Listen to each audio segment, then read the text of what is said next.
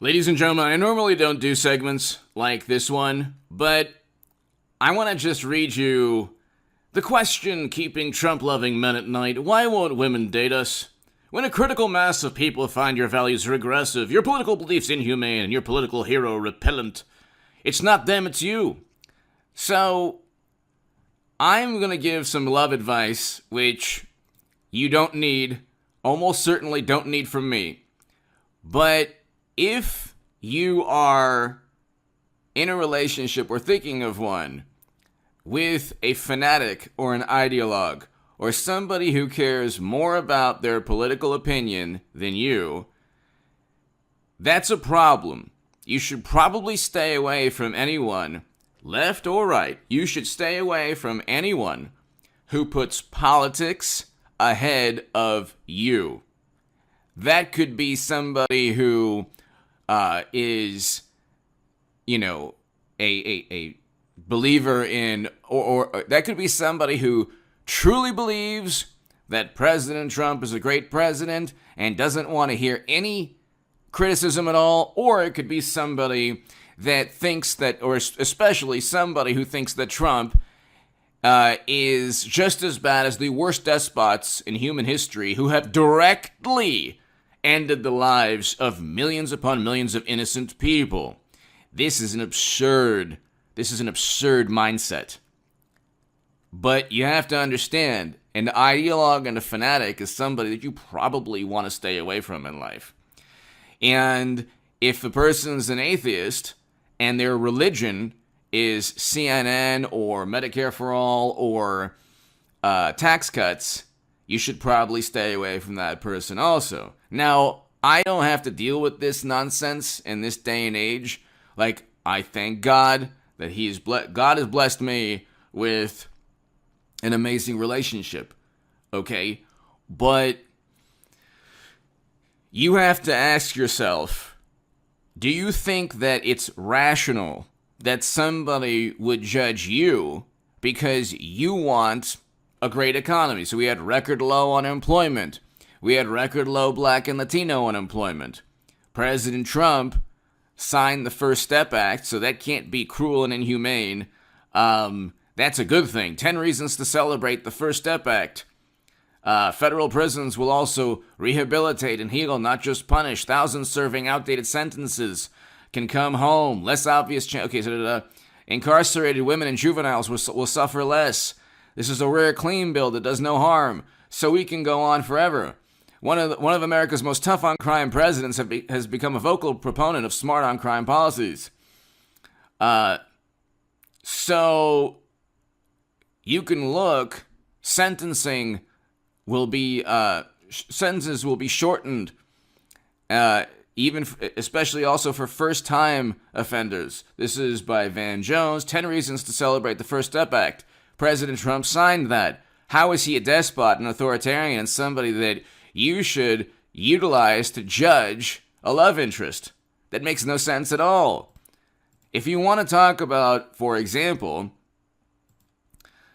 the worst mistake, so hit subscribe to this channel right now. I wanted to do this segment just because I saw this article today, and it is everything wrong with society in 2021. Human beings are being sold at Libyan markets. Thanks, Hillary Clinton. This is by, this is an article in USA Today. You can look. There are numerous articles, not just USA Today. There are numerous articles about President Obama's failed NATO intervention,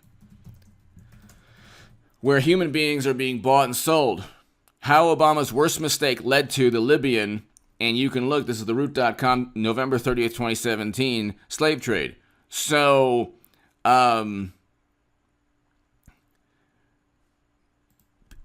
very intelligent people have blamed President Obama's NATO intervention.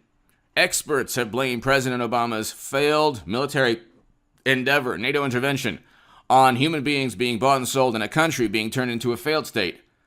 So what took place in Libya and what President Obama did, which he stated was his worst mistake to a country, is infinitely worse than anything Trump has ever tweeted. And it's a greater example of supremacy and prejudice when you look at the fact that Democrats just shrug their shoulders. Oops. Well, it was meant to do good. So, how is that not infinitely more cruel than anything that Trump has presided over if you want to talk about Trump's cruelty and his inhumanity? Nobody cares about, nobody rational or sane cares about Trump's tweets. He's not on Twitter anymore. But his words, I agree that his rhetoric should tone down. I get that. But Democrats and media run with everything he said for 4 years, and they make absurd leaps of logic. Oh, he caused January. Well, why didn't the Attorney General and the Mayor of D.C. level charges at him? Oh, okay, maybe that the categorical statements against Trump, he worked with Russia. No, he didn't. That's a tinfoil hat fantasy and fever dream of Democrats who didn't trust the outcome in 2016 and tried to sow distrust and discord. By accusing Trump, this is the McCarthy-era madness. Think about that. Do you want to be with somebody who thinks that Trump worked with Russia despite there being zero evidence of any indictment in court where you'd have to prove with evidence? You can't just say whatever you want in front of a judge. You would have to prove that Trump worked with Russia. That never happened. Now they went from Trump Russia to getting his tax returns to then finally, oh my God, he paid for his CFO's grandchildren's tuition. But my point is, it's not about the rule of law. They despise Trump. They just want to torment him. Even if you think that's not true, you have to acknowledge that their initial accusations against Trump were nonsense. My point, I'm all over the place, but my point is the following. The question, when a critical mass of people, so Trump is actually giving millions of people a faster route or an easier way to find their soulmate. Because if you can set aside or ignore or realize that, let's say there's a whole bunch of people who will judge you because you voted for President Trump, you voted for record low unemployment, or you voted for President Trump to single-handedly reverse U.S. foreign policy, which he did. People are being bought. That was President Obama. People are being brought home. American soldiers are withdrawing from our longest-running military conflict because of President Trump. Biden, his hands were forced. President Trump negotiated that deal while he was president from May 1st, 2021, not September or August. May 1st. President Trump gave his voters, this is a populist policy, infinitely more important than even climate change, because John Kerry himself said, even if the most populous country in the world and the U.S. both find a way to achieve zero emissions, it still wouldn't make a dent. That was just the other day. Climate change is very important. It is real, but there's no agreed upon way to tackle it, and it's just utilized as part of a religion on the left. Even if you did everything that the Green New Deal resolution stated, which isn't legislation, which is part of the racket on the left, they won't even vote on Medicare for all, because their whole thing is every left-leaning voter gets funneled back into the Democratic Party. It's a gigantic racket. But anyway, I'm all over the place. Ladies and gentlemen, you can utilize a person's contempt or disdain for Trump to find out who that person really is.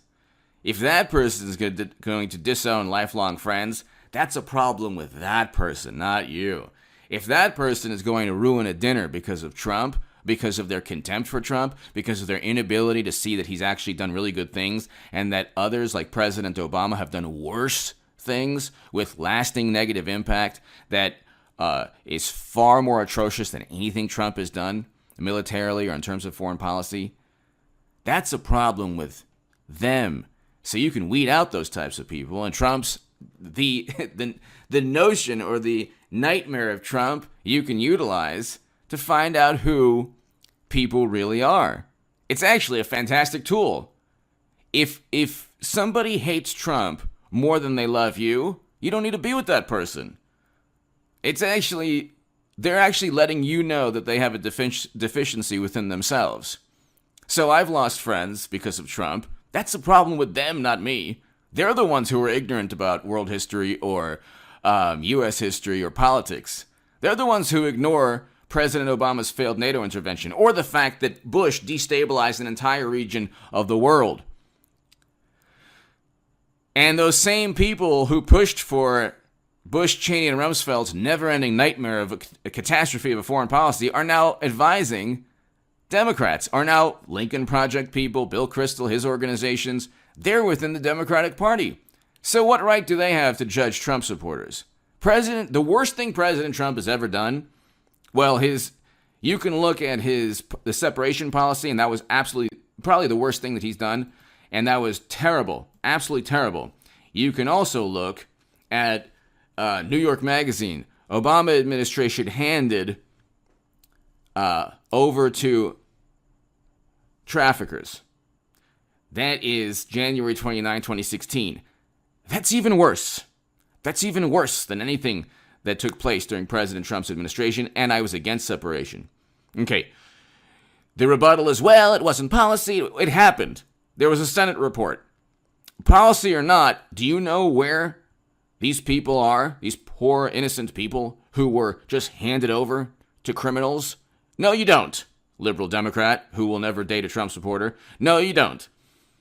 Because when you look in the mirror, you say, I'm so morally superior. But see, that's rooted within ignorance. You need to know more about life. If you did, you'd realize that you're not morally superior, that you don't know the sins of President Obama's administration. It's really right there in front of you, far outweighing any sins within Trump's administration. If you just look, destroying Libya, handing to traffickers, there's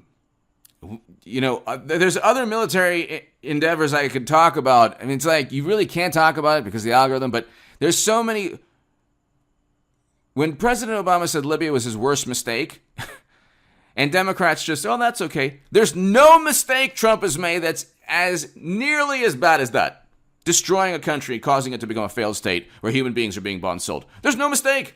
None of his tweets, none of his rhetoric, they try to say that he caused January. Then why didn't they indict him? Why didn't the mayor of D.C. or the attorney general of D.C. indict him? Level charges. They didn't do that. Anyway, you can utilize the contempt. If somebody has this endless reservoir of contempt for Trump, that says something about who they are as a person. It doesn't say anything about you. And you should probably utilize that in your judgment of who to be with romantically. Meaning that it's actually, like, the contempt for Trump is actually a good thing, and you can actually surround yourself with people who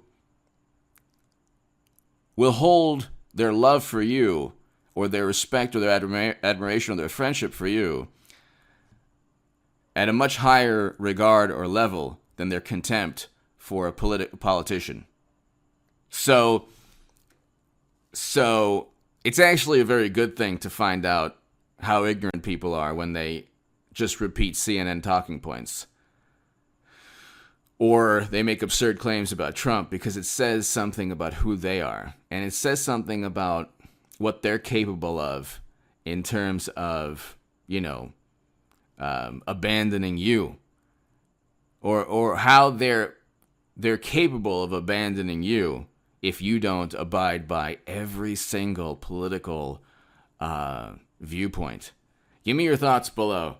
You can disregard all of this. Give me your thoughts below. Hit subscribe right now to this channel. I'll have a live stream later today. Give me your thoughts. Thank you. And subscribe to H.A. Goodman's other channel.